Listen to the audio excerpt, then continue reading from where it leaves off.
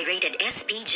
Striktong patnubay at gabay ng magulang ang kailangan. Maaaring may masiselang tema, lengguwahe, karahasan, sexual, horror o droga na hindi angkop sa mga... Good morning and welcome sa aking munting channel. Ipapamana na kaya nito ngang si Lola Aurea ang kanyang lahat ng yaman dito nga kay Ina bago pa niya makalimutan ang kanyang sarili at mawala ang kanyang alaala. At dito naman ay dinalaw nga siya ni Lani na ang buong akala nga nila ay may sakit na ito na makakalimutin at hindi naaalala ang lahat-lahat nga ng nakaraan.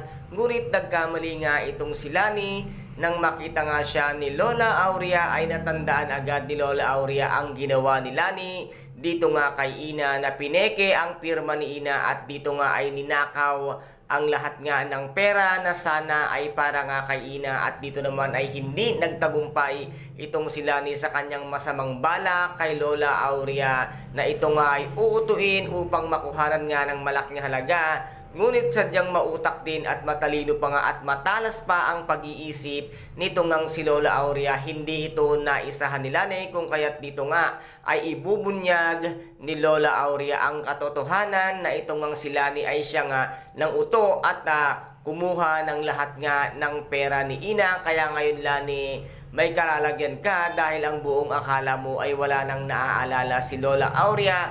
Well, sorry ka. Dahil si Lola Aurea ang siyang magpapabagsak sa'yo at siya ang sisira ng lahat ng mga plano mo na hindi maganda. At kung ano man ang binabalak mo kay Lola Aurea ay hindi ka magtatagumpay dahil isa kang masamang tao at nararapat lamang sa'yo ay mapaparusahan sa batas dahil sa mali mong ginagawa. Kaya ngayon po abangan natin kung ipapamana na nga nito ngang si Lola Aurea ang lahat-lahat nga ng kayamanan niya kay Ina, na si Ina naman talaga ang tunay na tagapagmana at ang tunay niyang apo dito, hindi nga itong si Johan at si Joanna na wala rin ginawang maganda kay Lola Aurea kung hindi ang puro panluloko at pagnanakaw lamang din sa lahat nga ng ari-arian at pera ni Lola Aurea. Kaya guys, ito po ang ating pakaabangan dito nga sa Shining Inheritance. At kung nagustuhan po ninyo ang aking videos for today, paki-subscribe na lamang po ng aking channel, paki-like and share para mag-update kayo sa lahat ng gagawin kong videos.